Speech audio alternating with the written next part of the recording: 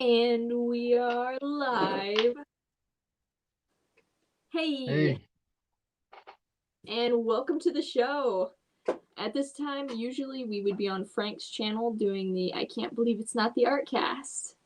But today we decided to do something a little different, and Frank is a special guest on my channel. So we've decided to do an AMA with him. I've got a list of questions here, all right. and I highlighted everything. And if you highlight everything, you kind of are highlighting nothing. So we'll see how this goes. All right. Can't wait. Let's see what we can talk about. So let's talk about what inspired you to create Captain Courage. Oh, Captain Courage. I'm a part of a veterans ministry with my church. I volunteer in it, and every year we would do a Christmas event where we go into a local neighborhood and pass out presents. And one year I thought, um, wouldn't it be great if we dressed up as a character? And I was just thinking, just something that's already pre-existing. I was thinking maybe a Power Ranger because I do like the Power Rangers. Uh, I was the only one willing to do it. And then someone was giving me ideas like make it military based. So I came up with Captain Courage, which at first was just a Green Ranger Power Ranger costume that I just added some camouflage duct tape. And I didn't want it to be Power Ranger. I wanted to be something else. So I came up with the name Captain Courage, and just over time, I came up with the design that I have now, which I have the Captain Courage helmet that I use now here. You see, it's still just camo duct tape, Mm-hmm. and I want to do something with it, besides just putting on a costume. And I just started adding on to it, adding character traits. Captain Courage has a time gauntlet or a teleportation gauntlet, and but which uses time travel just a few seconds at a time. So when he teleports, he's actually going into the future a couple of seconds, which goes into later doing the origin because I want to tell that story a little bit more, develop Captain Courage as a character in the comic, separate from myself. So that's gonna play into why Captain Courage is in this time because he's actually from the past. He's from like the 50s and 60s around that era. And but you know what? I just wanted to put a smile on a kid's face. I always thought it would be cool to dress up as a superhero and visit kids in the hospitals. And wouldn't it be great if a character like Superman, Batman, or Power Ranger just visits kids and just Mm-hmm. at least make them happy for that brief time. And we started off with the Christmas events, and when we started doing the hospital events also. So that's when I was taking it a little bit doing more with it, taking it a little bit more serious, making Captain Courage my own creation, slowly getting rid of the Power Ranger elements. There's still a couple in there, not as many as there was before, uh, but that's pretty much how Captain Courage came around. And now I have I think it's a 10-page story in the Nine Volt Anthology issue one where Captain Courage is a character there. So I have a little Captain Courage story, and I'm going to be working on that as I go along. So That's really cool to hear, and it's really neat that you're able to make a positive impact in your community through this storytelling and character, like costuming. yeah. That actually brings us to our next question, which is how has creating Captain Courage influenced or impacted you creatively or in an ambition, an endeavor that you want to pursue, maybe as a business or anything like that? Mm, well, yeah, I mean, just how Captain Courage has impacted me. I used to, part of the reason I used to wear the full face mask, the Power Ranger mask helmet. I didn't really want people to see me. I know like watching me and watching the videos, you probably can't tell as much, but I used to be very, very shy. So uh, putting on the suit, kind of took that away. And then later, you know, I, I settled for this mask because I was having trouble, this helmet because I was having trouble just breathing right. Because that helmet didn't have any real ventilation. And you know Mm-hmm. what? Just getting out of my shell and just being able to talk more. I when I would put on the suit, I would try to separate Captain Courage and myself, but I figured out, I discovered that really Captain Courage was just an extension of myself, of what was already in me. But I was able to gain more confidence, able to just be more positive, more outgoing, doing more things, coming up with different ideas of how I can use Captain Courage. And I did make a Captain Courage YouTube channel Mm-hmm. where I would just show some of the events we've done, and and also show some of my Captain Courage art on there. It did attract a different type of people because I'm wearing a superhero suit. So it started attracting the real life superhero project movement that was going on, and it's still around. So I got involved in that, but I did realize that this what they do is uh, it's good. It's a good cause. Most of them that will pass out food for the homeless. Um, those are huge cities. I live in a small city, so I really don't have that much of a problem with homeless people here. So I'm just gonna keep doing what I do, which is visiting the kids and working on the art and trying to be a positive impact. So I just went back to that, and that's what's been helping me, and that's what's been helping people. I'll find out later on, that people see when they see Captain Courage, and not just Captain Courage, when they just see me and they know what I'm doing, you know they're being influenced, Mm-hmm. they're getting some positive reinforcement. They People have told me, like, you've come a long way from when you started, I think it was like 5 or 6 years ago, uh, which was really my mind was all over the place, so I didn't have a clear direction. But now using Captain Courage and then now making a comic out of it, and I plan to do more. I do have a Captain Courage store in my link tree, which you can find on my YouTube channel. Where you can get shirts, stickers, mugs.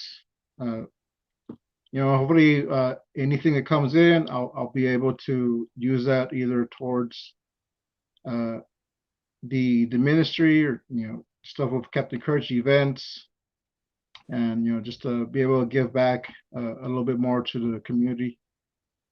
And Absolutely. Now, you mentioned YouTube, and we all know that you're active on YouTube, as you are right now. Do you have a goal for YouTube? Monetization, building a community? yeah. Oh, there you are. Yeah, I have a goal. I don't plan on like making YouTube my full-time career. I want to use it uh, to kind of like as a launching pad, to get more of my art out there. And when I first started the Salazar Art Nation channel, I never claimed to be the best artist, but you know what? I thought, maybe people can see me as I grow, as I keep drawing, keep doing new things. And I think that was like 2 years ago when I started this that channel, and now I'm seeing the fruit of that, of starting small, just keep putting out videos, keep drawing, keep doing new challenges if I can find some that I want to do. There's a lot of challenges that I'm not interested in doing, but there's some that I think are pretty cool. So just finding what works.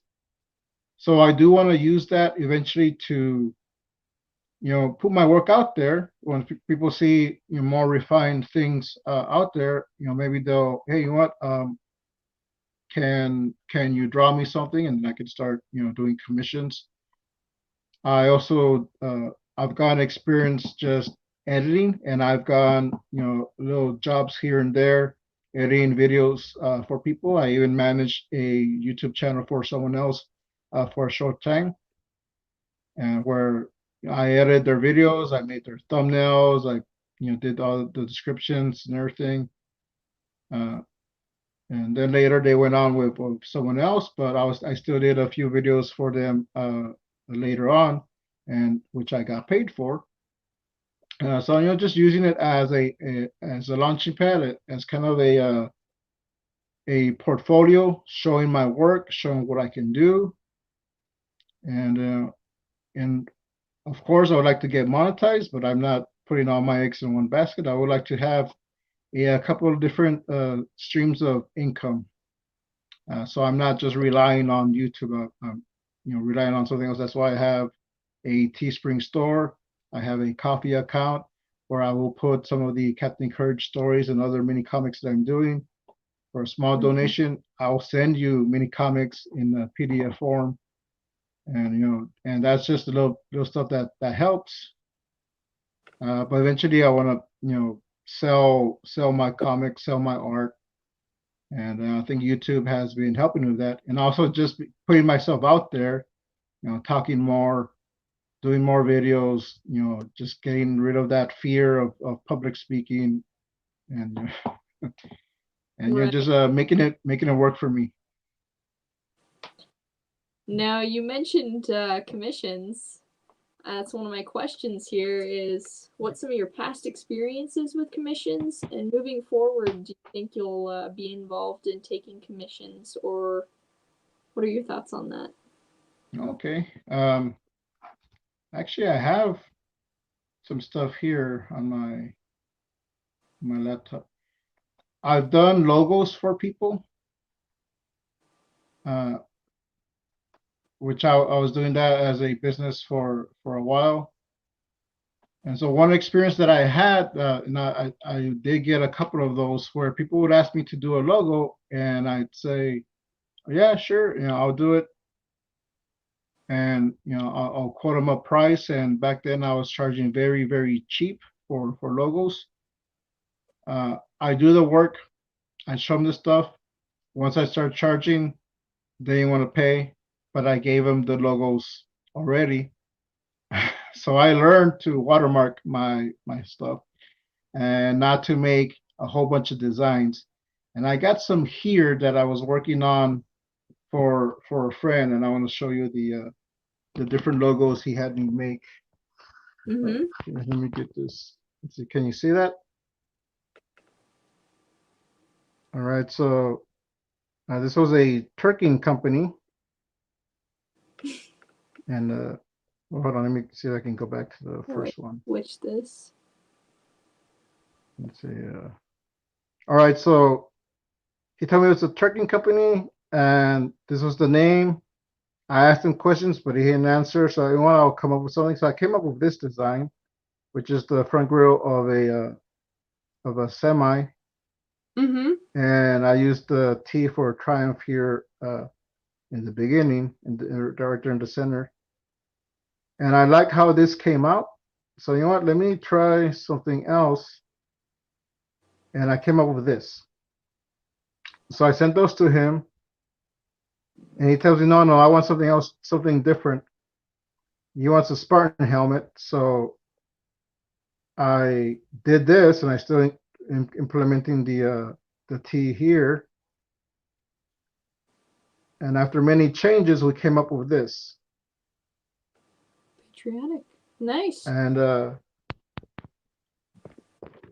since he was a friend, You know what? I'm gonna cut him a break. I'm gonna send it to him. I made a PDF files, and I told him like I'm trusting that you're gonna pay.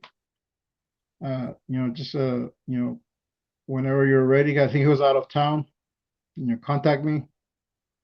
That's when he starts putting. I thought we were friends. You expect me to pay? Mm. So I no longer do business with him, and every time friends ask me, I tell them right up front, like I am gonna have to charge you. And some like it, some understand completely. Usually the ones that are in business, they understand that you pay for services like this. And Go wrong with Spartan helmets. Is that yeah, Judd or Jude? I'm trying. Judd looks like Judd. And also another friend of mine, he started a Christmas light business where he put up Christmas lights for people, and we came up with this design. And we sat down together. We came up with this design. So I knew what he wanted, and I got paid for it. Mm-hmm. So Good. starting off like that, doing these small logos for people,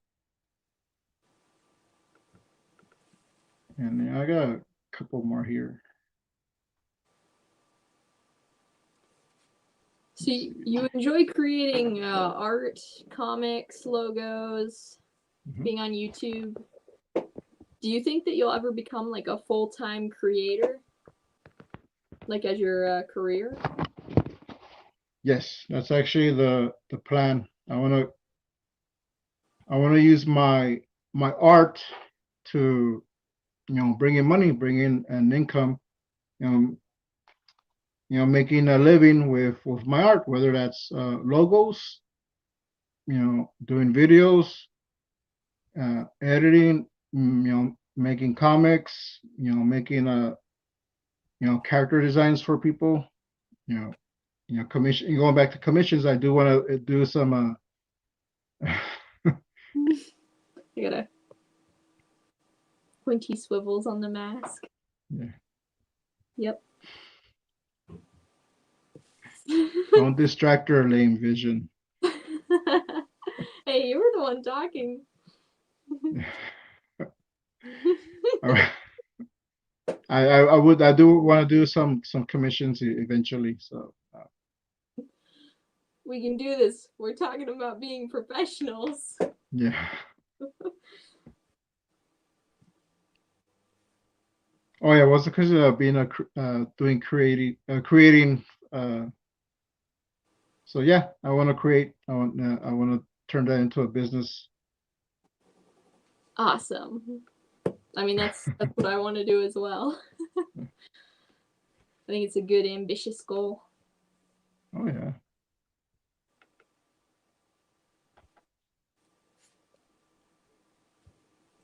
Judd says, I'm always surprised by commission horror stories. Also working for quote unquote exposure. Exposure. Yes. Yeah. There's a podcast I like listening to, and I think it's called the 3 Point Perspective podcast. But they have a couple videos on taking commissions, using contracts, and all of that. And yeah, they tell horror stories about doing commissions. I Oh think yeah. contracts and learning, doing your own study, and really figuring out how to use contracts properly in a commission are kind of important, especially if you have iffy clients or ones that will play the I'm your friend, I don't have to pay you. Yeah. Oh yeah. And right off when they start with, I'm looking for an artist to do this for free or cheap. Don't even don't even engage with them. Mm-hmm. uh, Yeah. You sort of answered this question when you're talking about turning art into your career, but right here I'm asking where you see yourself in 5 years. well, yeah, I mean that does play into it. I think in 5 years I would like to have a few comics under my belt, a few published comics that I've actually sold. Because I make comics all the time. I make mini comics. Where am I comic in? Oh, I make comics. Um, so most of the time I'll give them away. Exchange them for other mini comics. But I want to have something published, which I do have something published right now. No, just wait for you to. Okay, there you go. Mini comics. That's it. Yeah. Tip. Which I do have something published with the 9-Vote Anthology issue 1. I have the Captain Courage story in there, but that's from the people that created that anthology. They left it open where you can just get it on lulu.com. You just pay. They have a pretty low price. I think it's like $6-7, and roughly, I think it comes out to maybe like $12 with shipping and everything. Yeah, that's it. That's Captain Courage. But for that, we actually don't get paid for that. We have to buy our own copies and sell them. So I would like to, which I did. I did have fun being a part of it, and I'm a part of it again. But I do want to get to work on my own stories, get those published, sell them, do a crowdfunder. Use that to bring money in, buy books, take them out to people, provide perks. So I would like to be doing within 5 years. I would like to have already had, at the minimum, at least one book out. But I'm trying to go for maybe 2 or 3. At least started, at least like where I already have ideas, ready. That it just needs to be, made. And yeah. And eventually moving out of this apartment, which is a nice apartment, but my setup is growing. Every room in this apartment is part of my office, so I would like to have a designated area this is where I make art, and another area where this is where I sleep. This is my bedroom. So this is my bedroom, my office, everything. And then I also have the kitchen, which is also my office.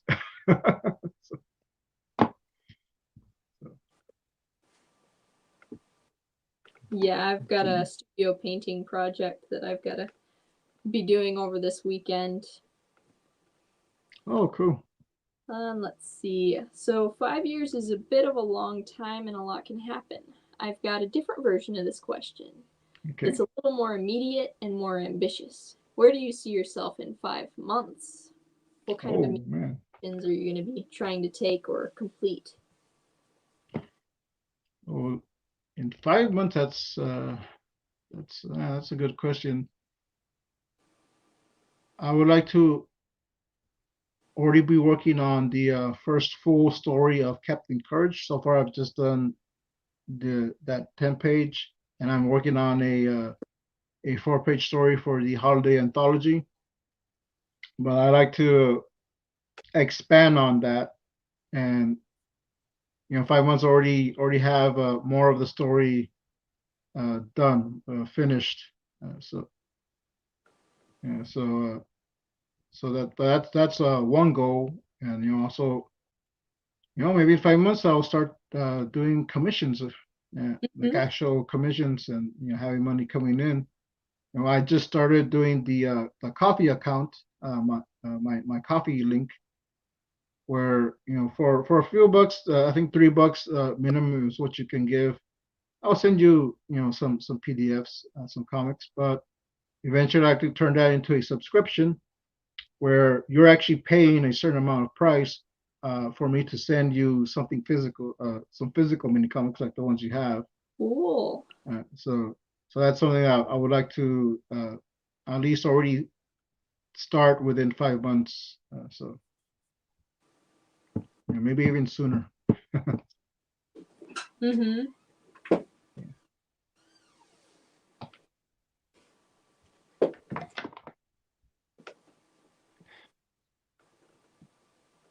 sister walking in here. Okay. So, Okay, so let's see. What are some studies outside of art that interest you? okay. I mean, I do. Oh, just drop my charger here. I've been doing some biblical studies. Studying the word. It's no secret I'm a man of faith, so I gotta feed myself with God's word. I've done studies, certain verses in the Bible, certain passages, and outside of faith, just working on myself. So I go to a mentoring class every Thursday called the Choose to Change mentoring program, where we learn about self growth and self improvement. So studying other works, studying people that have made a success out of their lives, and just using that.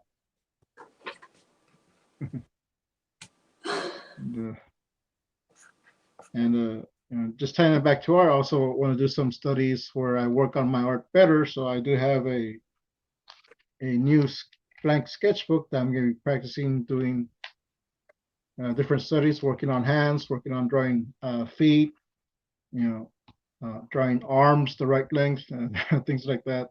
Mm-hmm. So yeah. Yeah, on that note, that brings us to the next question, which is what are some of the next big steps that you're going to be trying to take and study in art?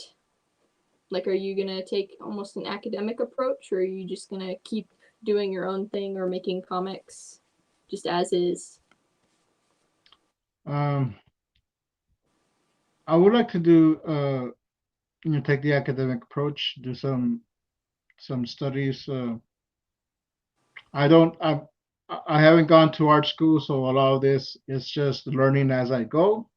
But there are many good artists, YouTubers that are professionals and do videos where they kind of teach things. For an example, Scott Circlin, he did a video series making comics 101, and that really helped in making my Captain Courage stories. I'm gonna go back to that, study those videos, and the videos that I see that where I need to work on some more, like perspective. Uh, you know, I think it's not character designs, but the gesture designs, Mm-hmm. gesture drawings. Right. Go back on those, and then just find more information on how I can get better with that. And I also want to delve back into doing some graphic design and doing some logos a little bit better. So I'll be doing a lot of self-learning, but just looking for people who have done it and have done it successfully, where I can actually learn from them. Absolutely. We're actually getting a few questions from the community here. Oh, cool. We got Judd with, what's the toughest part about producing comics? Is it digital publishing on Lulu, drive-through comics, and such a viable way to get stuff out for indie comics? Okay. All right, so let's tackle the first part. What's the toughest part about producing comics? The toughest part is just getting yourself to get started. That's Mm-hmm. something where, and I've fallen under this trap too, where I want everything to be perfect. I want everything to, I want my cast of characters and everything. So I'll spend months or even years developing a character, Mm-hmm. but no story. Just doing the characters, and then a little story here and there, but not really doing anything with it. So it's just starting. Just uh, dive in. If you fall the first time, get back up, and if it's something you want to do, you get back up and you keep doing it. I mean, with the Captain Courage story in the 9 vote, I was learning as I was going, but I had been drawing Captain Courage for a while, but I hadn't been drawing other characters. A lot of those I just came up on the fly. Uh, so you see the inconsistencies, and you'll see parts where I need to work on something a little bit more. But I was, I was trying to meet a deadline. But hey, it's done. It's published. It's in a published book which you can buy on Lulu. Uh, and that was Mm-hmm. just the start of it. Now, I just finished two stories, two 9-page stories for the issue 2 of the 9 anthology. One of them being Grey Canuck, which is one of my other characters, and another one was just a gag story that I did, which people seem to like it. The ones that I've seen already, they really love it. I just did. I mean, that was a joke, so there's a joke at the end. So um, but yeah. I mean, if I had kept waiting, I wouldn't have started, and I wouldn't have done anything. I mean, if I didn't just jump in and start, Mm-hmm. you know, and I didn't really start with Captain Courage. I started with a mini comic which you had shown the ironing tip, uh,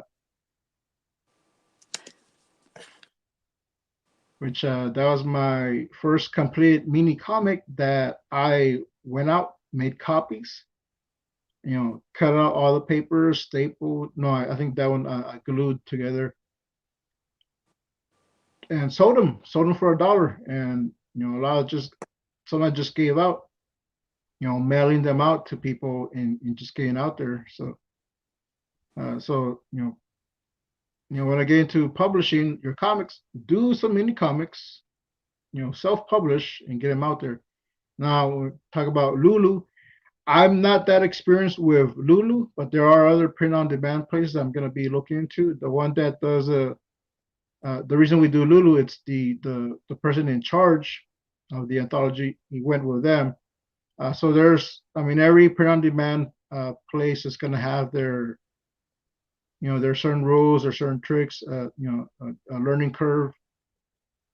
But mostly it's just making that PDF file, checking, double checking, making sure everything is on the right page because you got to line up the pages.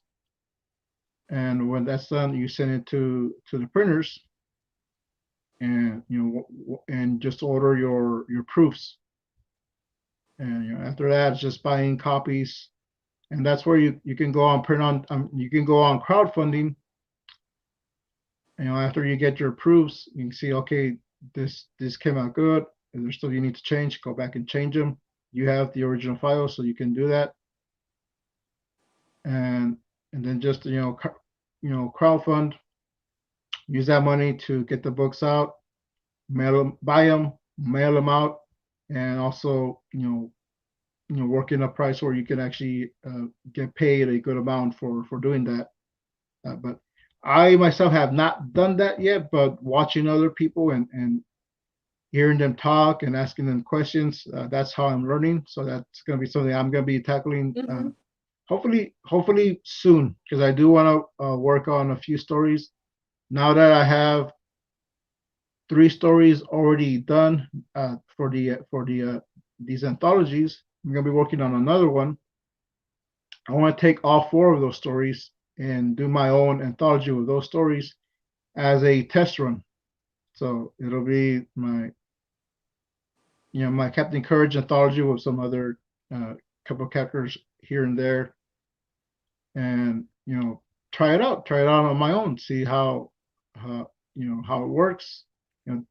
The only way you're going to find out what it is, what it takes, is if you just do it. So, and let's see what's the oh yeah, and it is you do send in a digital file. So I mean, you're doing it through PDF. I work traditionally, but I also use a lot of digital. So what I let's see, I have my sketchbook here.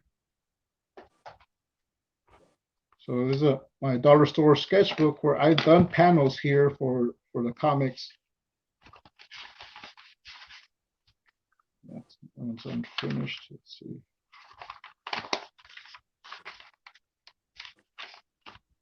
So this was a page for the Captain Courage story, which I drew out first, and then I put it into digital, and I worked on it there, fixed it up. So I try to use traditional and then mix in digital and just give it that, kind of the best of both worlds. Let's see. I'm not sure what drive-through comics are, but yeah. I'm guessing that's mini comics or just something you do on the fly. So seems familiar in my head. I'm gonna look it up. So, on that note, though, Frank really covered like how the beginning, how starting can be the hardest part, and I totally agree. But also for me, I think ending it is kind of the hardest part too, because once yes, it started, you're like, all right, I got over the first hurdle. Now I got to get through the middle of the story and finish yes, this thing. And it's sometimes a coming up with the story, because when I write, I think of the ending first and then I write backwards, which okay. I remember Doug TeNapel saying that he did it that way too, which I thought was interesting. But yeah, really breaking down the pages that you're creating, doing a thumbnail sketch, accepting that it's going to be bad the first time you create it. It's like a first Oh yeah, draft writing. The vast majority of people who sit down to write a novel, the first page that they create is not going to be that great. It's going to have to go through a bunch of revision processes. All the pages probably are going to have to go through revision and proofreading. So don't be too hard on yourself. yeah. I think it's easy, especially for me and for a lot of creatives, to fall into the trap of perfectionism. Oh yeah, for sure. If And I you do it, agree that ending it can also be a struggle. mm-hmm. I have here some. I'm looking for it. I have a comic that I had started, and I'm like, well, I'll finish it later. I never went back uh, Right. to finish it, and it's not a big comic. It was just a here it is. It was just a 2-page comic, maybe 3-page, but it's right here. So I have the thumbnails. I have everything here that I wanted. Mm-hmm. And then I got to the second page and I stopped. Like, well, I'll work on this later. So, Mm-hmm. so it just kind of stops here. So I still need to work on a few things here. And when you're thumbnailing, when you're doing the first draft, it's not going to look great. A lot of uh, my work and my poses tend to change. Also because I I know I'm going to put it in the program, so I know there's going to be stuff that I can fix up there. So I try not to worry too much making it look perfect first time around because I know I'm going to fix it up. But yeah, it's like everything, it's a process. There's a middle, a beginning, a middle, and the end. Yeah. Starting is the first hurdle. Now it's keep going, and then completing that, completing the process.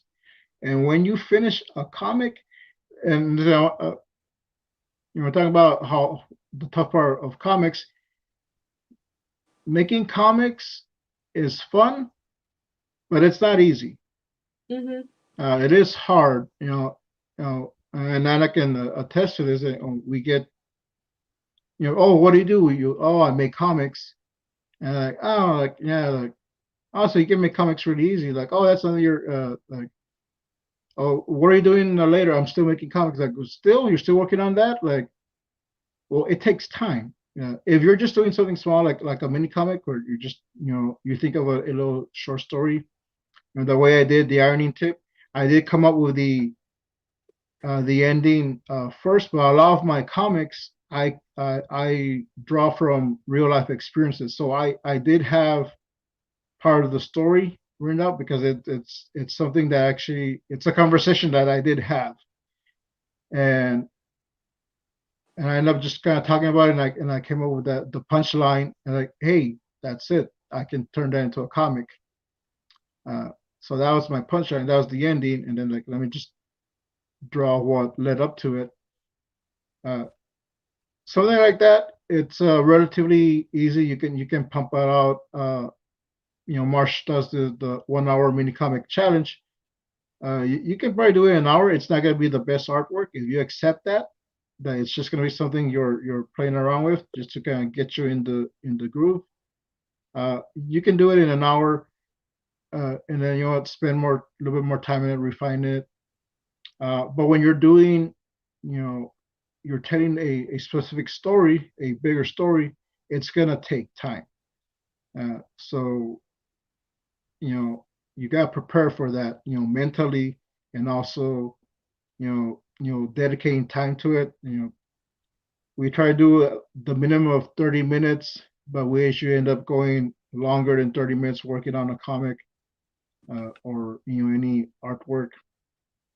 But it ain't easy. But if it's something you want to do, you're gonna keep doing it. You're gonna keep improving. You're gonna keep at it.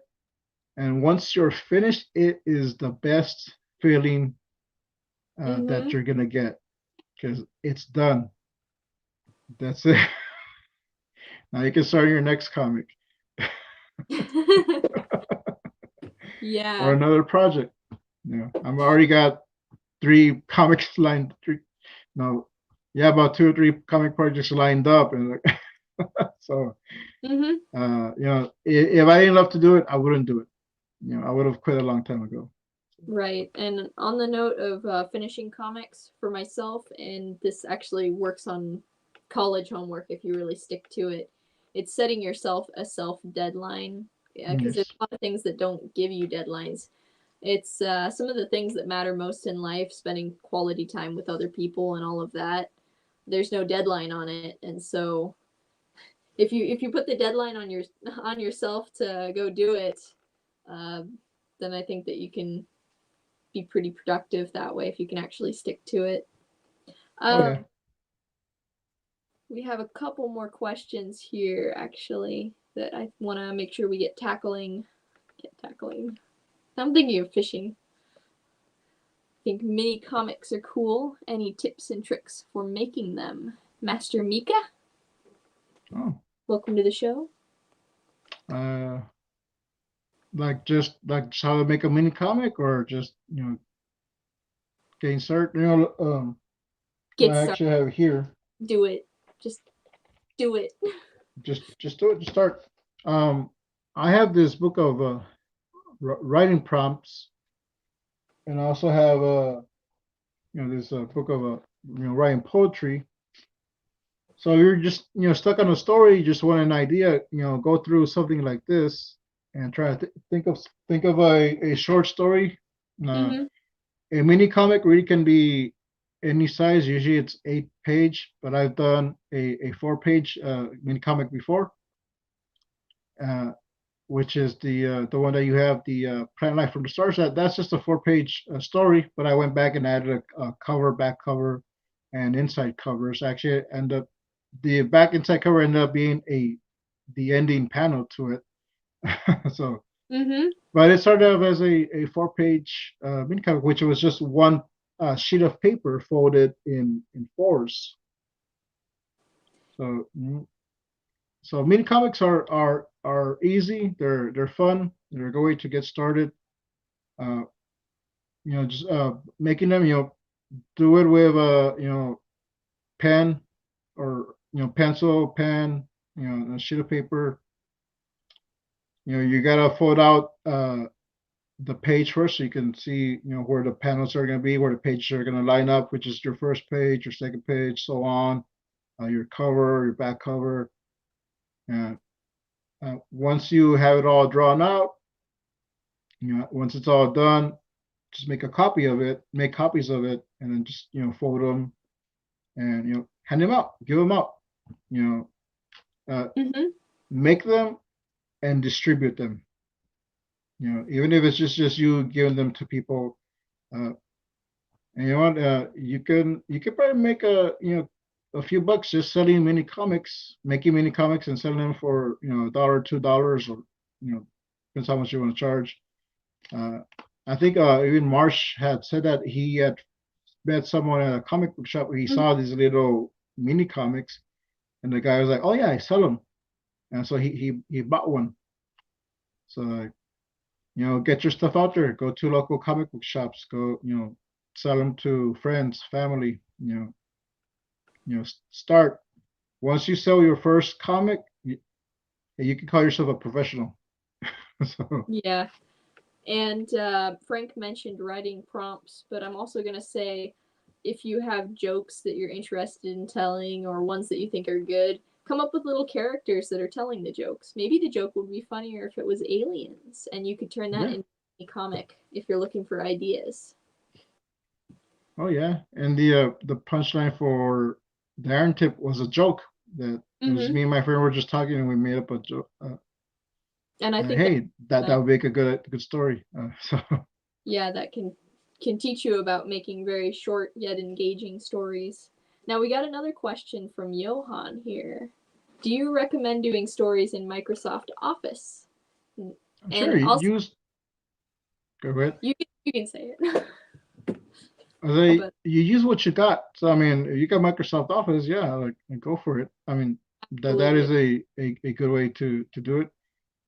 I Uh, use it all the a time. lot of mine is I prefer to write a lot of mine, but when I want it, once I want like a script quality, I'll go to Microsoft Office or even just the notes and I'll type everything out and uh, I can just grab the lines that I want and pop it into, whether it's Autodesk Sketchbook or Firepaca and just start doing the dialogue uh, on there. So yeah, I mean, Microsoft Office, it's good. It'll come in handy. So yeah, I recommend it. Hmm. You're saying also, Oh, I just was saying that I use it. yeah.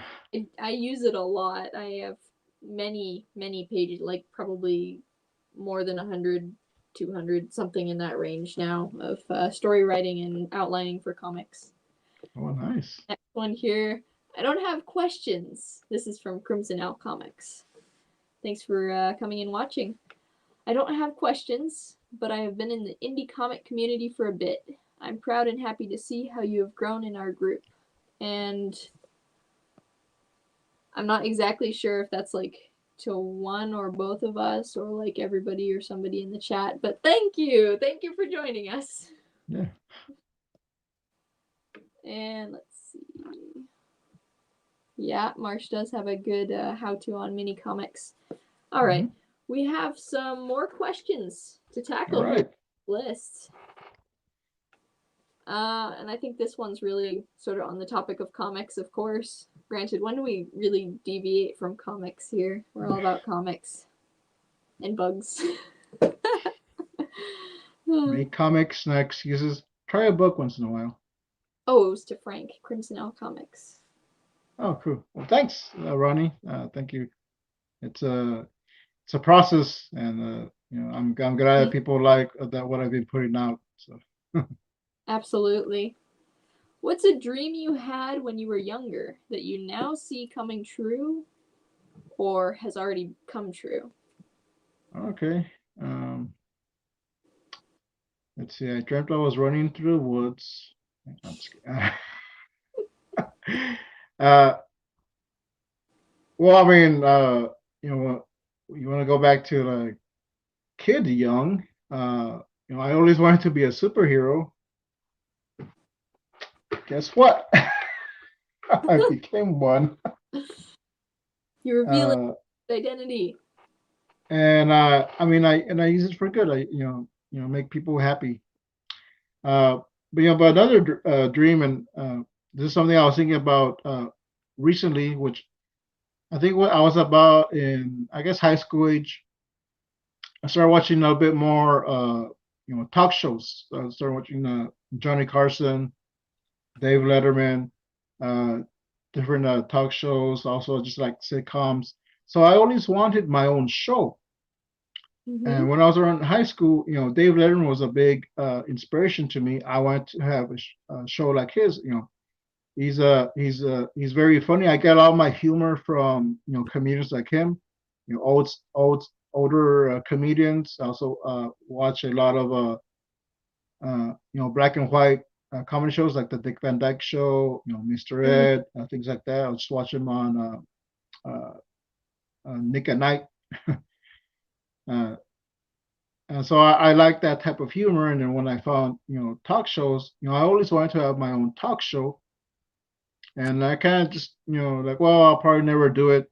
And but just the other day I was thinking about like, hey, you know what?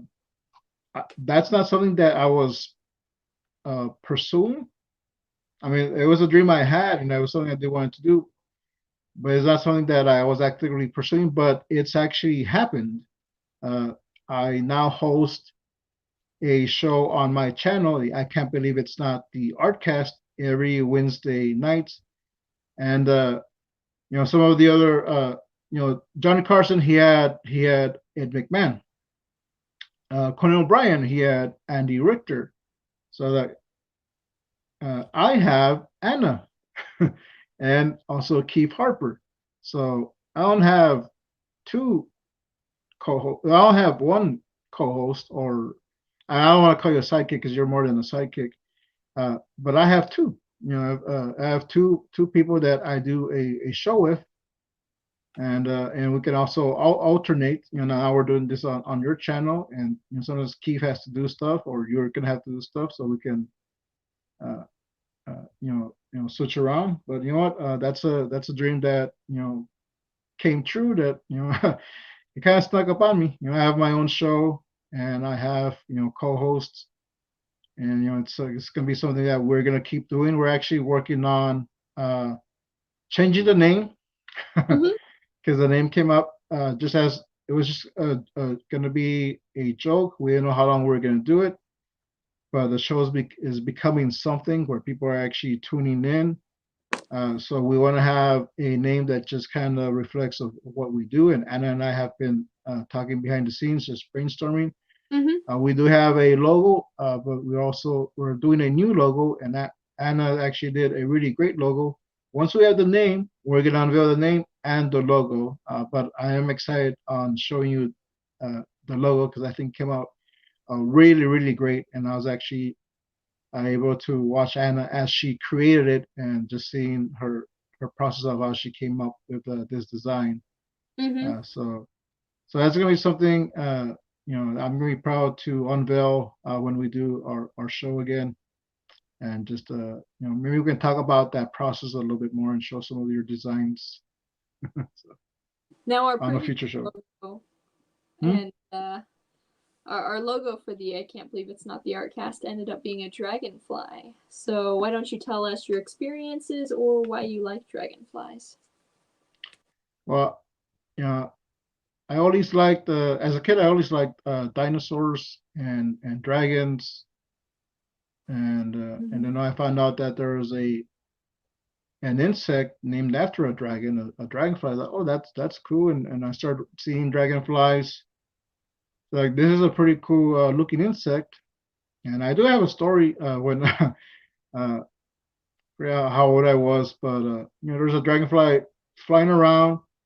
All of a sudden, the dragonfly just comes and tries to like go through my ear, and it's like like flapping its wings like really hard, like trying to get in my ear, and I just can't put it out. I'm sorry, I almost dropped my goggles. Uh, oh, that was a weird experience, but hey, that was pretty cool. I thought, man, dragonflies would attack, and that actually happened again a couple of years later. I think I was a young kid when it first happened, and I was I think 18, 17 or 18 when it happened again. Like, so I always thought that was interesting. That was like an interesting trait. So I don't know. I just like dragonflies. They look pretty awesome. And I thought, you know, I'm gonna try, kind of drawing one. And I use a reference. So I'm not really happy with the logo. It came out all right, but I did want to do something more with it. And that's when I was telling Anna, I like dragonflies. I made this logo. What do you think? She's like, oh, I like dragonflies too. So, that's Mhm. just something else that, we have in common and we talked about. And eventually, I just asked Anna, what, uh, why don't you take a stab at doing a logo? So, uh, I don't want to show it. I don't want to talk too much about it, but it's good. It's a great logo. So Yeah, just the other day I took a small recording of a dragonfly. It was a red one. nice. And I've been seeing a lot of dragonflies here. I've been trying to catch a couple, Mm-hmm. and I was trying to use the technique you were you were telling me. Mm-hmm. Yeah, I just. But usually when I see them, like like go behind them and Mm-hmm. okay, usually when I see them, they're already in front of me. so Yeah. so it's kind of hard. Like, oh man, I gotta sneak around. But I think I can show the design I came up with. Not the current one, but the one I came up with, and then I showed this to Anna, and I just told her like maybe you can do something with this. And she did her own version, but I can show what I have here, so you can kind of see what we're gonna go with. This is not going to be the logo, but it's going to have like some aspects of it.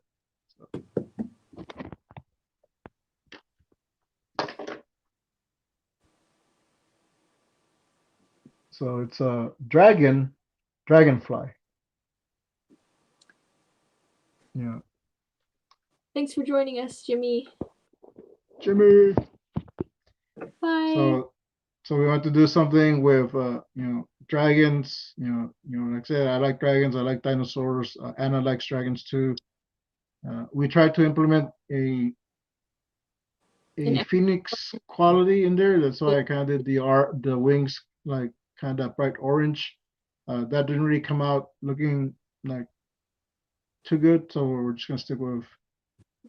Well, what Anna came up with is really good. So, and she added her own style, her own element.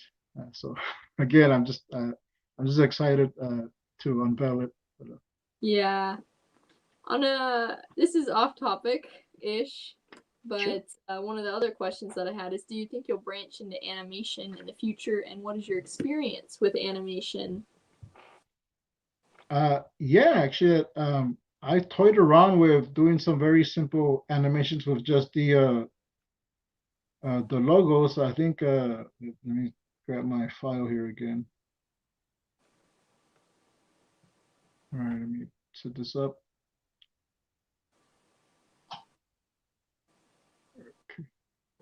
All right, so this is a logo design I come up with. All right, can you see it? Mm-hmm. All right, so and that's the animation that I came up with it. And it's just a simple animation, just simple frames. And I had done this one also, where it's a putty knife, and it's kind of exposing the company logo, and then goes into it, and turns into that's the logo. Turns into the logo. So I've done things like that, and I don't. Let's see. I know I had shown you one a while back, but I don't think I have it. Let me check. So just playing around with animations like that, just using very simple frames. I do want to do a better animation. I do want to do something with Captain Courage or even Great Canuck or something totally different where, you know, maybe do a little animated series of some of my characters. So yeah, I mean, I do want to get into animation. You know, I I think after I complete these stories that I'm doing for these anthologies, I'm gonna be working on my Captain Courage story, but I want to also play around with animation a little bit more. So I'm gonna get more into that. So hopefully I can have a little Captain Courage animation that I can show around. And I'm trying to find that animation I had shown you a while back, but it's a ton of files I'm gonna have to go through. Let's see. I got another logo animated.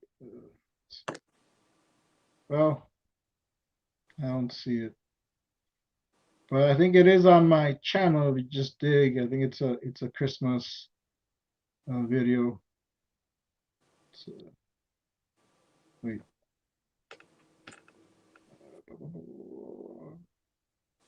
No. For an animation. Yeah, I'm looking for. Is this it? Okay. In the The cross. oh yeah, I Well, remember you. why I have the image it's based on, the drawing it's based on. Uh-huh. Uh, but if you go on my channel and just look for this thumbnail, you'll see it. But I had done this, which I called the first Christmas tree, and I had made the little snowdrops kind of fall down, so Mm-hmm. I made those a very simple animation. I mean, you could probably call it an animatic Mm-hmm. It because they was don't very cool. really go, very smoothly. So, but hey, that's how you start. So Master Mika, they found Anna from Marsh's video. Such inspiration. Kind of a beginner, but start doing 8-page mini comics. It's really fun. I'm glad it's really fun. It's great to have you around in the community. Yeah, Yeah, artists of any level, really. Welcome to hang around and learn things. yeah, yeah. And Comics are great and fun. So, mm-hmm. oh, And just thanks, those animated logos are cool. thanks. So let's And see. and I got paid for those too. So Oh, good. Yeah, we've talked about logos, commissions, art. I'm going to talk a little bit about writing, or at least ask you what some of your experiences were in the past with writing stories, and if you'll dive more into writing in the future. sure. Actually, with the Captain Courage story that I want to keep telling, I'm gonna delve more into writing a full story first. I'm not gonna worry about the art of it yet. I'm gonna write down my story, my script, because there's a lot I want to tell, and it's probably gonna be in sections. So, uh, but going back to my past experiences in writing, I think I always liked making stories. I always liked coming up with stuff. But I think it was in let's see, in high school, probably my first year of high school. I had an ESOL class, a writing class, and our teacher would always have us do a journal topic each day. I would do the topic, but I always do my own spin. I didn't really, it was more like, I guess, like writing like a diary type of thing, but I always just make up stories. A lot of my, back then my stories were like, I watch something on TV, or I hear a joke and I kind of want to build something that led up to the joke. So I was just writing, and then my teacher just, encouraging that. It was to a point where I had those classes, I think, like 3 years in a row. And every time I just asked the teacher, give me another topic. Even when we're like already school was over, school was already like we were done. Like, oh, it's just a free period, do whatever you want. Like, oh, like, well, can I have a topic? I want to write something, and just delving more into that. And we had another teacher that he would ask us to write, essays, and do a debate. Tell me something, but he would kind of challenge us, like, don't do what everyone else does. Don't just do what's easy. Don't just do like, oh yeah, you're gonna write about like your summer vacation, or do something different, do something new. Uh, and I remember I had that time I was learning more about different faiths, and I had some friends that were Jehovah's Witnesses. So I just did a little report on what Jehovah's Witnesses believe, and what they do. And the teacher said, I've never, like, this is an interesting take, and never had someone just do something like this. Pass A. So I'll just try to do something a little bit more outside the box. I remember when I was younger, I think it was like in, I want to say junior high. Yeah, and I always had writing classes, so I always liked writing. We had we had to do a book report on a story we had just read in class about this girl that uh, she had like a certain amount of months to live, and then it was just like what she did with that time. And everyone was doing it. The assignment was like, what would you do if you only had, 3 months to live? What would you do with that time? Everyone was doing the same thing, spending time with their family. All Hmm. stories are the same. And I already knew everyone was going to do that because that was the actual story we just finished reading. You know what? I'm gonna switch it around. I'm gonna do something else. I'm gonna be selfish.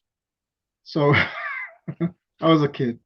So so I did a whole story where I was gonna build a tomb in the backyard. I was gonna dig out a tomb and store all my things like an Egyptian pharaoh and put all my stuff there. Prepare my my resting area. The teacher liked it. She's like, "It's this is different. This is not something I normally see." And I did put at the end of it, "There's time. I'll spend time with the family." But I'm gonna work on preparing my grave, which I was a dark kid. So yeah, I was just thinking outside the box, and I had a lot of experiences. And I would write more stories. I would come up with different stories. A lot of the stuff that I had, unfortunately, moving throughout the years, and you know, stuff just getting thrown away or lost. So I did lose a lot of stories that I had, which I wish I still had. There's some that I could make something. I did have a couple of stories where I had like 4 or 5 pages, and I did want to turn them into something. I kind of remember them, so maybe I can still just dig into the vault here and get something out of there. But yeah, when I get back more into doing more writing part of the comics, you know, eventually even doing some collaborations where maybe I'll write the story and I'll have someone else do the art.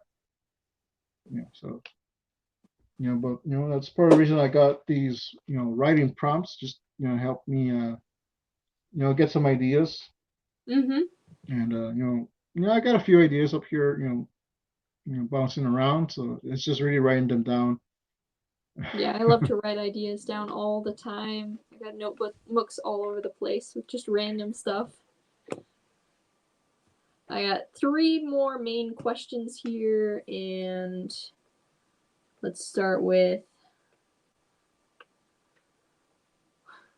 do you see yourself collaborating with other artists or writers in the future? Yeah, it just uh, mentioned that too. Yeah, like there are a few people that I would like to collab with, and actually, with the 9 vote issue 2, I did collab with a very young, a young and very talented, amazing artist, uh, and I'm gonna show, and she did a sketch that I used in the comic, so we collaborated. So I'm gonna show this right here quickly. Hey, Marsh. Yeah, So sleep this is. is a Gray Canuck. This is my one of my characters. And let me just show the name of this great artist. And it's Anna Raub. Yeah, the kind of funny story on that was that I was doing a little bit of a demo on drawing, and so I was drawing based upon another drawing that he did, and so Frank ended up wanting to use it, so he asked for permission, and I was like, yeah. So I unwittingly collaborated. Yeah, and she has a byline in that story. Uh, she is credited as an artist in that story. And Mm-hmm. again, in that page, her name is right there. She actually ended up becoming a a character. You don't see Anna in there, but her name is in there. So check out that story when it comes out. Thanks, Marsh. And yeah, and I like to do. I want to do more collabs. get with other artists, other writers. Either me write a story or they write a story, and brainstorm some ideas. So like I would like to collab more. So So this next one is off topic from that, but what is your connection to Canada? You got all your characters. You got Grey Canuck. You got Crimson Samaritan. You have a lady too, yeah, and they all have like. which they all connect with in that world, and they are now part of the Captain Courage world too. Mm. Uh, so I want to delve more into those characters. Let's see. I got a Great Connect here, and here's a Crimson Warrior, which she teams up with Crimson Samaritan. And do I have Crimson Samaritan here? No, I have them in another sketchbook. But Crimson Samaritan is Grey Canuck's grandson. It's actually a similar character design. I just stripped down some of the elements that I have for Crimson Samaritan, and I came up with Grey Canuck. I was just working on doing it gray tone and seeing how that would look. And I'm like, hey, I like how this looks like this. It reminds me of the Phantom, which is also a one of my favorite characters. As a kid. So like, hey, you know what? I can do a kind of a Canadian Phantom type of character, and it'll connect with uh, Crimson Samaritan. It'll be a legacy character. So, Now, did you have some kind of so my Canadian influence? let me just take the show off my Canada hat. And Now Marcia's, and Frank is their father, Crimson Salazar. and we also have Crimson Owl Comics in the chat. So Oh. now going back to Canada, my connection to Canada. Again, growing up, there are shows I used to watch that I didn't know at the time, but were Canadian shows, and I just kind of like those shows. I like that type of style, the humor. Today's Special, I used to watch as a kid. You can't do that on television. There's a Canadian comedy troupe also, Kids in the Hall. And then I started watching Due South, so started learning more about Mounties. I mean, it's not a documentary; it's a TV show, but just learning more about the Canadian culture, and just I decided to just look into it and find out more about it. And so I just really like that culture, and also, and I think I mentioned this on my on a show once before. I think it was like the first show that I did for I Can't Believe It's Not the Artcast. I remember it was a while years ago. I started like just going on chat rooms, talking to people, meeting people, like-minded. There was a couple of girls I started talking to, and they were from Canada, so I started talking with them. Kind of like I guess online dating, although they were in Canada and I was here. Just corresponding through email and through letters, and hey, I like the culture and I like the people. So there was a little connection there. I even took a little bit elements of them and put them into Crimson Samaritan. Crimson Samaritan's last name is one of their last names, and one of the areas that or the town, the area, the province where Crimson Samaritan is in. It's British Columbia, and one of them lived in British Columbia. So I took a little elements. So yeah, I always like Canada. The shows, the people, the cultures. It's really entertaining. Cool. Yeah, I would like to visit one day though. I've never been there. And one of the last questions on my list, now that we've covered. Oh is, what does success mean to you? Oh man, that's a good question.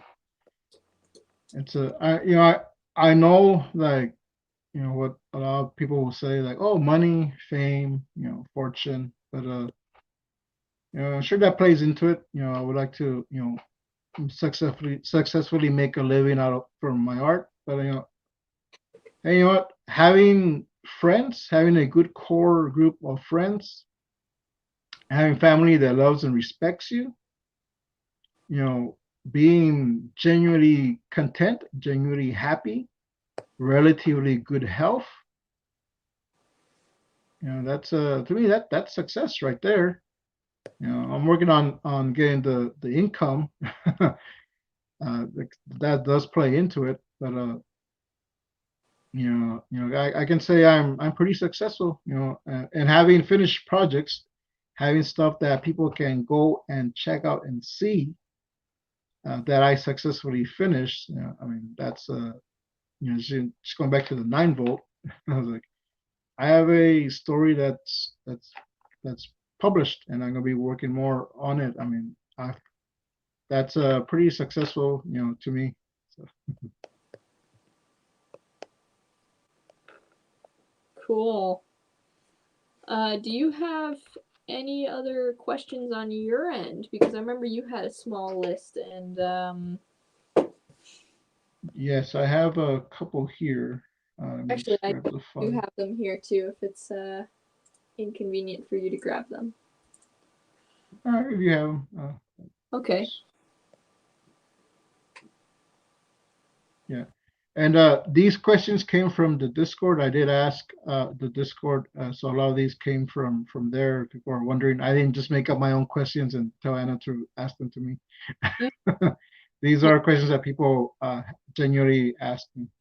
Mm-hmm. All Do you right. want me to read them off for you? Oh, you can read them off. All right. If you had a shot at making it more than a comic, would you do it? Making Captain Courage more than a comic? Yes, of course. I don't want just Captain Courage just to be one thing. I want it to be many things. We talked about animation, so I would like to make a Captain Courage animation. Uh, maybe a little web show, little animated series. Something with Captain Courage. Uh, you can go to my Teespring and get Captain Courage T-shirts and mugs. So I want to expand more from just just it being a comic.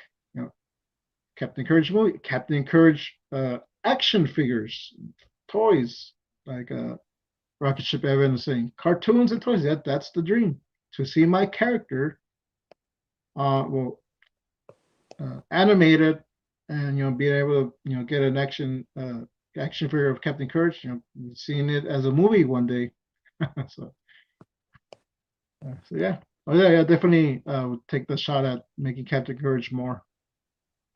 And there's also the live action aspect of it, that I do personify Captain Courage. So I take that character into right now. It's hospitals and community events, but with what's going on, we really can't do that right now. So right now I'm just focusing on the comic, and making it something where people can see something either online or just buy the comics. But yeah, I mean, I want to do more with going, maybe public speaking as Captain Courage, which I have some experience. I've done it in my church, in the children's church, for Memorial's Day. I was asked to just say a little something.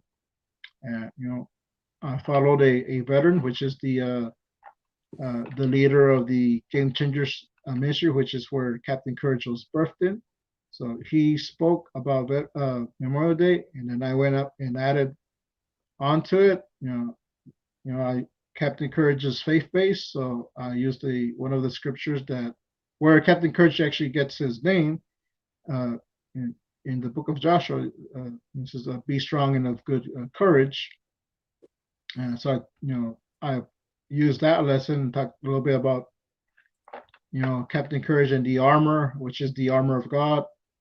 So, doing more with that, more public speaking as Captain Courage, motivate, people, teach them about biblical principles and, just sharing a good lesson, a good moral lesson, and encouraging, inspiring people.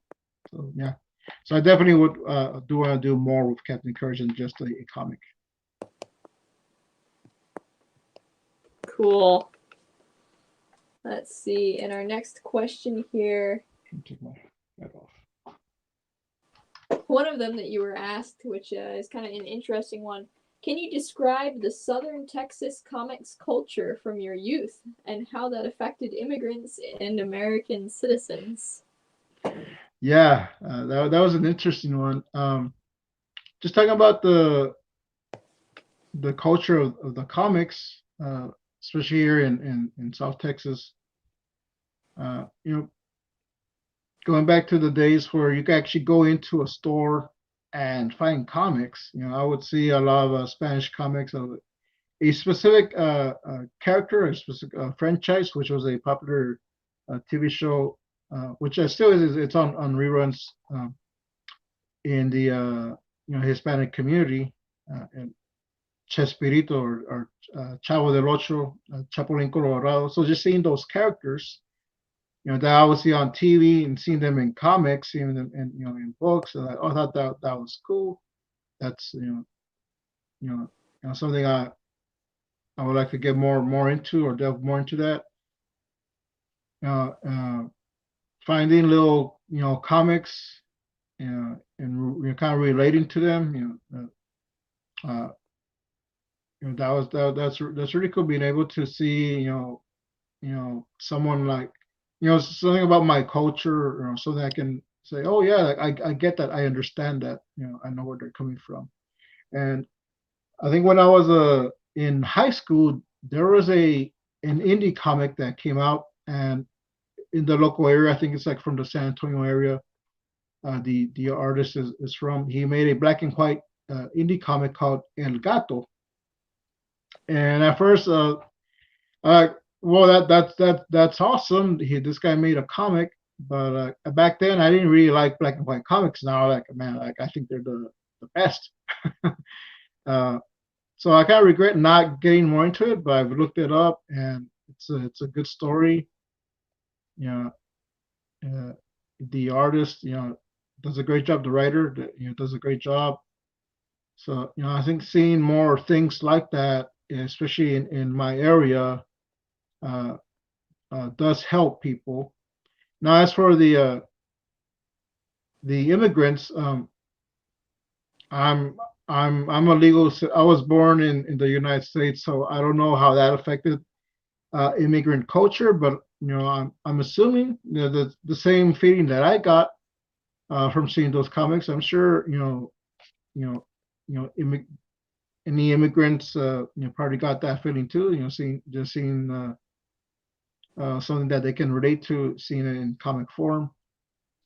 Uh, but yeah, I mean, and really, it's more just of a local thing.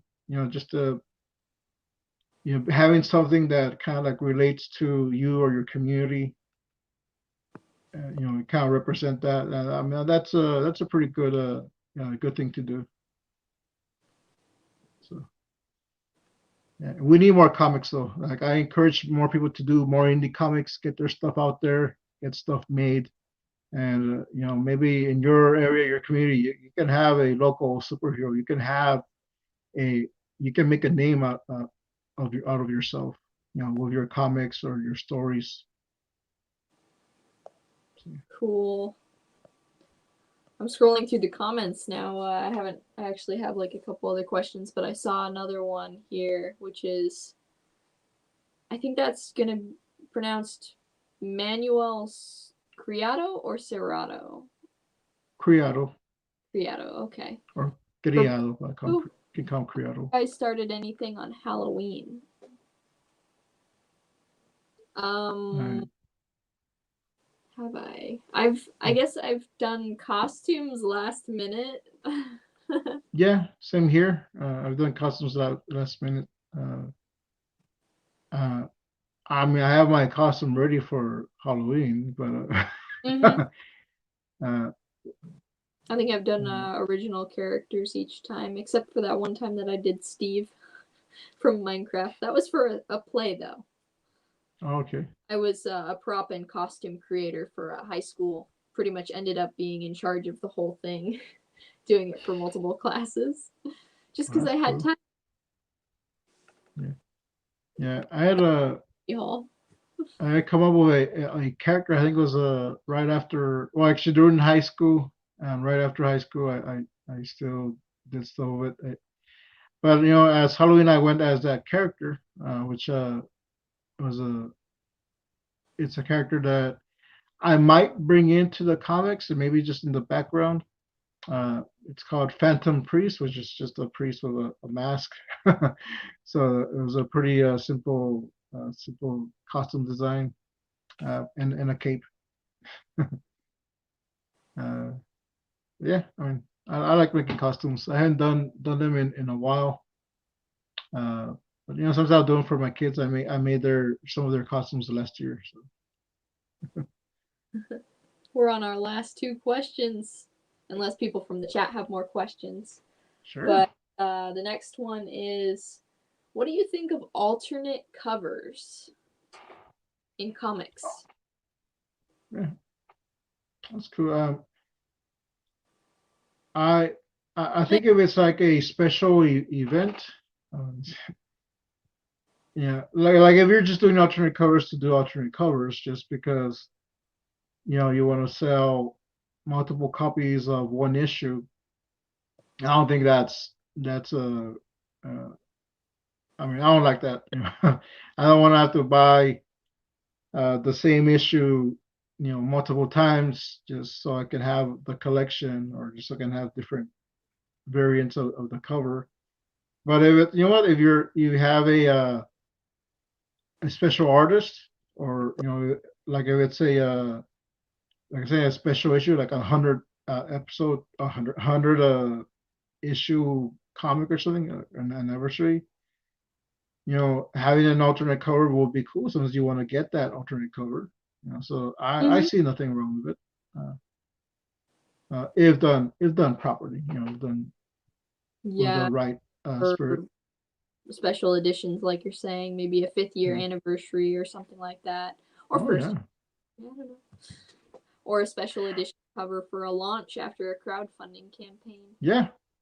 I see On that that too. note, the next question and the last main question that we have here is, if you could pick any big name to do a Captain Courage alternate cover, which artist would you pick?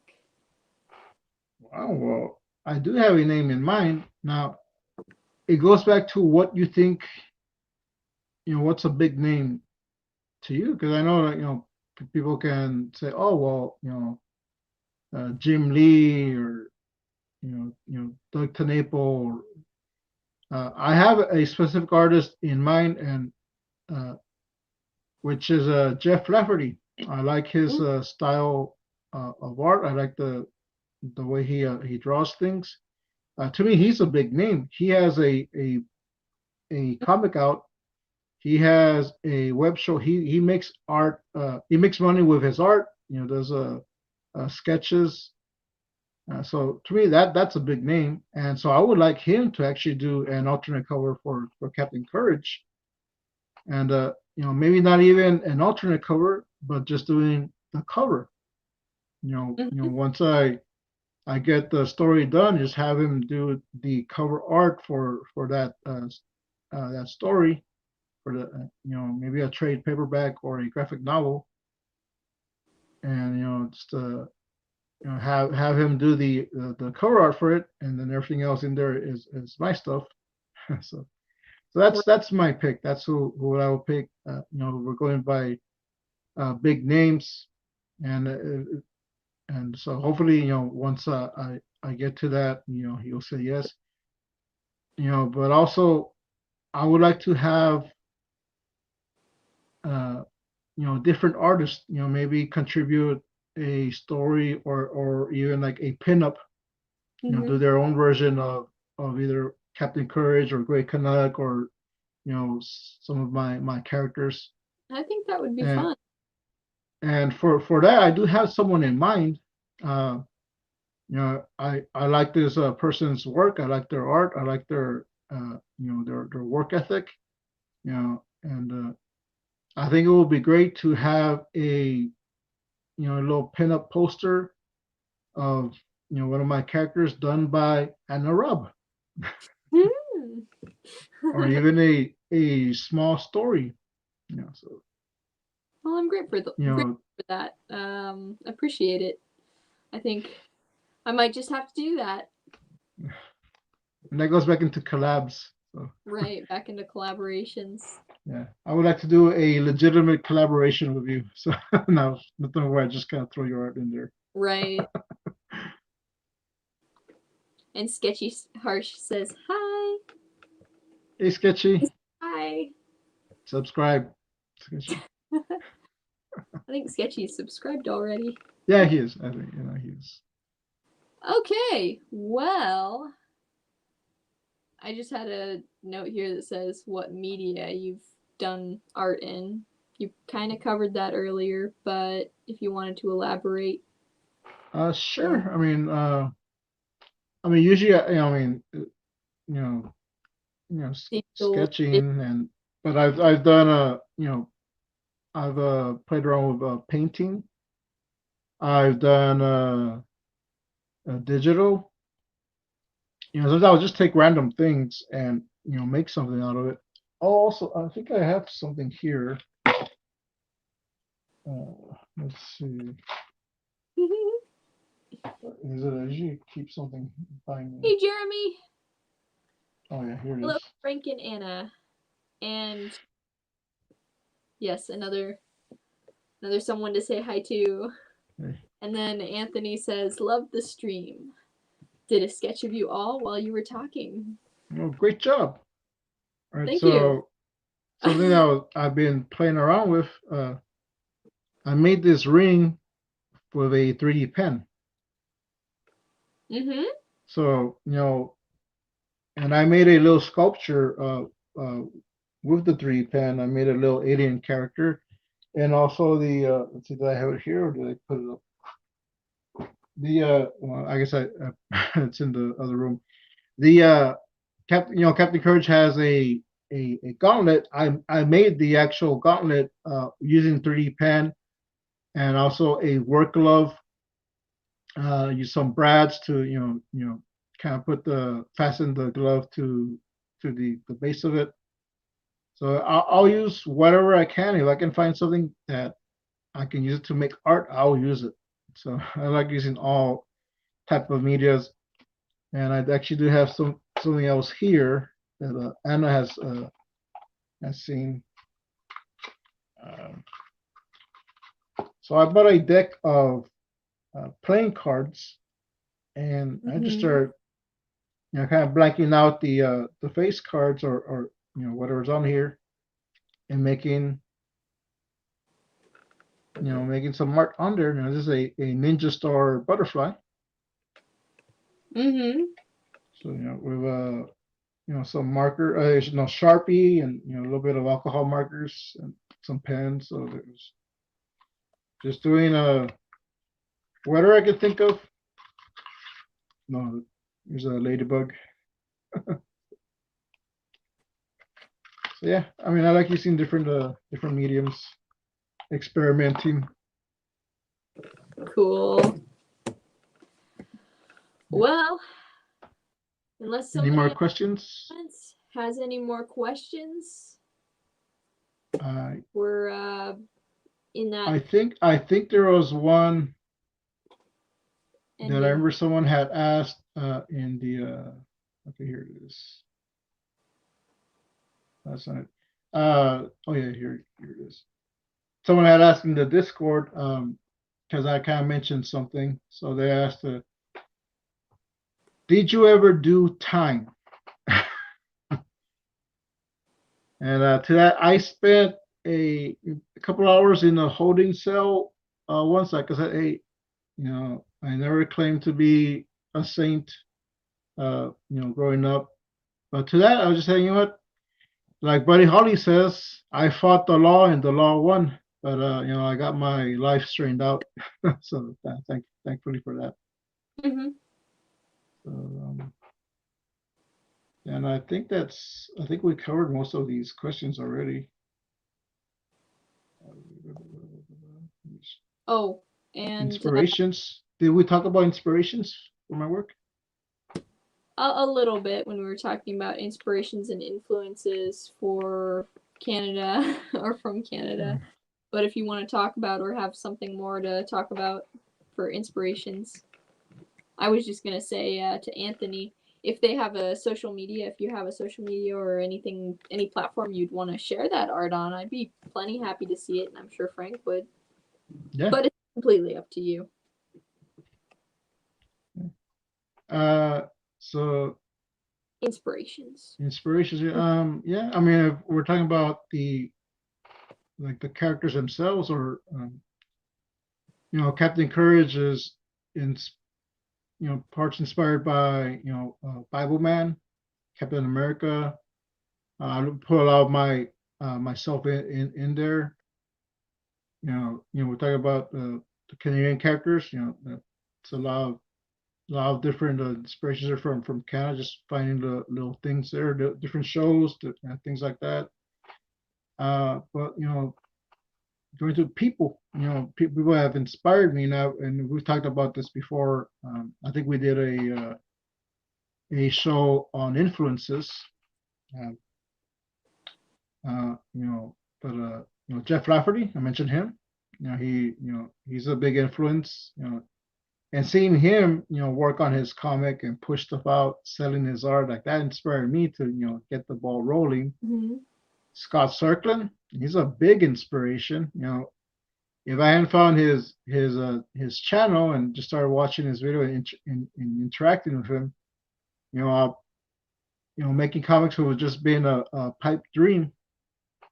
Just being, I kind of want to make a comic someday, but watching his videos, and especially the ones he did with the course making comics 101, that got me. You know what? I want to make comics, and he also has the making comic toolkit and the making comic starter kit, which I got and I started using them. So like Scott Strickland, Jeff Lafferty. Also, my mom was a big inspiration in my life. There's so many people, and I do say again, Anna has been a big influence. A big inspiration. Just seeing her work ethic, the way she plans things out. The way she thinks. Like what. I like that. I want to start doing something like that too. So I think that's I think that's pretty much it. Oh, and Batman's big inspiration. Mm-hmm. So let's see. Question: my inspiration came from Drew Struzan. What was Struzan. And Frank? All right. So you just talked about yours. Do you have anything more to elaborate on that? Because I can talk about mine next. Yeah, no, I think I said everything. That's okay. Pretty much it. So. Well, let's see. Inspirations. I was a big fan of like action cartoons when I was little. And nice. I enjoyed watching Ninja Turtles a lot, and Sonic X, and a little bit of Dragon Ball Z, and kind of whatever was on that my mom would watch. And so I kind of grew up being an artsy sort of kid, and I drew a lot, influenced hugely by nature. I would catch bugs all the time, and I looked a lot at plants and animals out there.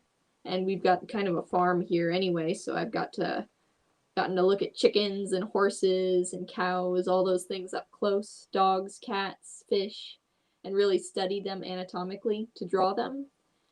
But then going into my experience with social media and being able to watch YouTube growing up, my first big inspiration, I guess, was Mark Crilly, because he ran a YouTube channel and was teaching sort of how to draw videos. And the only book that I have from him, even though his main thing kind of has been about drawing manga and selling manga drawing books, I only have his realism challenge book because my parents were really into like, all right, if you're gonna take art seriously, you gotta study realism. And that said, I still drew a ton of anime characters. And going on, I really like through the years learned about a lot of other artist YouTubers, artist animators. Marsh Makes Comics, of course, that was a huge inspiration. Oh yeah. Scott Circland, of course. Frank, and meeting him through the Discord channel or server. I always call it channel. But then, let's see, my grandpa. I have a grandpa who created a children's book. It's called The Monster Fire Brigade. I'll have to pull it out one of these days and maybe we'll do like a little read through or something. Oh, cool. Because he spent a lot of time working on the art, but maybe I'll do that as a separate video because I'll be able to talk a little bit about the importance of paying attention to what kind of publisher you're going with, reading contracts, and not giving away all of your rights. So that's important. Oh yeah. Especially if you're gonna do like children's books or anything published through a publisher instead of being self-published or being a indie sort of publisher or crowdfunder. Yeah. Let's see. Then I went to, I had art classes at the YMCA. I painted. We had an art influences discussion in one of the other live streams, and so there's some people in that long line of influences, but like, I guess I could call my teacher inspiration. He's sort of an influence / inspiration, I guess. He taught me stuff. Like going into college, and I dabbled in a ton of different media. Everything from soap to packing peanuts to paint, watercolor. The only thing I think that I haven't tried that's like mainstream sort of art is oil paints. But I do have a ton of oil paints. Granted, they are very, very old and I need to dispose of them properly because they came from my grandpa and he used to teach art. Yes, and so I mean, like, they're really old. In the like, they're all separated and they contain some of the heavy metals. And if you're an artist in oil paints, or actually for paint in general, don't sharpen the tip of your paintbrush with your mouth, because one of my art teachers back in high school, her art teacher ended up with heavy metal poisoning because she would always sharpen her paintbrush tip with her mouth. And just that was getting enough of the heavy metals like cadmium and lead and whatever pigments were in the paints. So that's something to keep in mind. Risks being an artist. Nowadays, don't eat lead, kids. Yeah, nowadays the regulations on pigments used and paint that's sold in stores is much more strict and much safer. But I just had to go into that. Back on topic though, going through college. I'm actually in college right now. Well, not like right this second, but I had class today a few hours ago. And we were studying realism really in the beginning, but some of my inspiration came from like my art class because I had people around me that were working hard and they had cool stuff. And I was like, hey, I want to be a good artist. And so I really like put in the practice, put in the time, played with art styles really more than I had before in my college classes and outside of college, just like on my own time. Stippling was a ton of work, but I did stuff in stippling, created a castle, realistic like drawing to proportion of the Rochester Castle from the UK, and that I used a lot of stippling for. That was charcoal. But it was really there in figure drawing that I sort of solidified what I wanted my style to look like, because I was learning about using quick angular strokes in order to show Yeah. form more effectively. Because when you use a soft, rounded line, which is good if you're trying to draw females, because it's more feminine and more soft, more friendly. There's like this whole shape language that I'll have fun getting into in some of my future videos, explaining character design and all of that. But yeah, that's kind of the stage I'm at right now. Is I've found a style, actually several styles that I really enjoy working in, and actually I should put out there that my mom is another big influence. I don't know, inspiration maybe, is that really the right word to use in that context? She likes to critique my work, and she has a great designer's eye, but yeah, Okay. she would critique other people's work too. So you just show her art and she'll be like, oh, the eye, just move it a little to the Yeah. left. Also the pupil slightly bigger on one side than on the other, Yeah. but I you know learn. you. I know you had mentioned that you had shown her my my story in the 9 vote, and Yeah, she criticized that a little bit. yeah, I one on. don't think we delve into it, but you told me what she had said. So Yeah, I tried to give Frank good pointers and stuff like that, but my mom could have given him a whole slew of like little critiques that way too. So I think that's part of what influenced me to be able to handle critiques and criticism. And you know, there's kind of always going to be criticism out yeah. there, no matter what level you are artistically. You might be the greatest professional in the world, and you might be a Leonardo da Vinci, but even Leonardo da Vinci has some devoted critics, even Oh yeah. today. Like, oh man, even people in my art classes, they'd be like, oh, well, even Leonardo has issues with his Mona Lisa or what. That's just all these little things, but you Yeah. just get past it and keep going. And ultimately, really enjoying the process is a huge part of it, because so much of my work, I would say a good 80%, I don't show to people, or I haven't shown people yet. And part of that is because I haven't been on social media in past years. Just really been working on building up my portfolio. But I've been doing it for the process and for the end goal, which isn't a specific defined goal. It's more of the goal of getting on the right track to being able to pursue that dream. So if I can pursue the dream of being comics or making comics full time, Go for it. Yeah. where I want to be. So yeah, that's really where I'm at right now. But That's it great.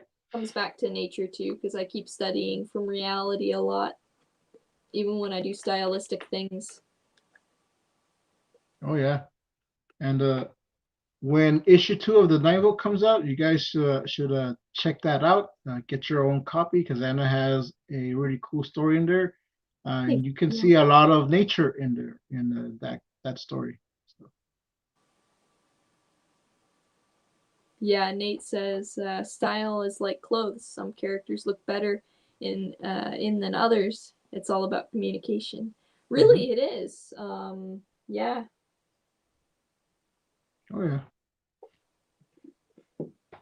Speaking of clothes, I have my Wake and Make shirt that I got from Circworks. So, nice. Yeah, I was so gonna make custom shirts later too. cool.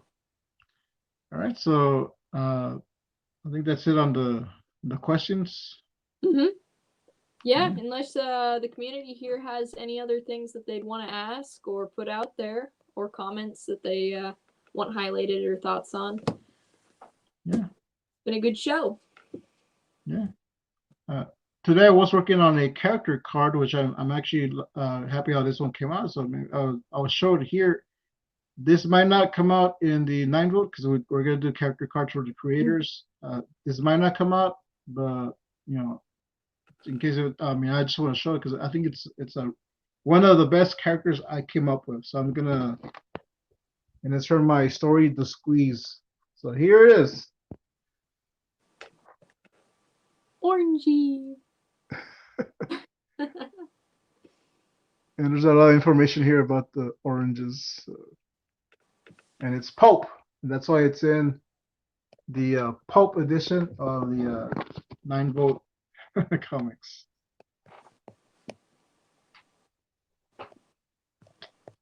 All right. Oh, wow, it's almost 2 hours. We went on for a while. Yeah. Right. I forgot the space in between. Thank you. Thank you, everyone, for joining us so much. It's been a fun and exciting stream. The first one I've done on my own channel, hosted by me. At first I was like, how am I going to do this? And I'm like, just jump in and try it. Yes, right. So I think just start. I'll have to figure out how to get those little banner things done, and I forgot to do the link tree, so I'll post that in a comment. But thank you so much for joining us, and that's a wrap.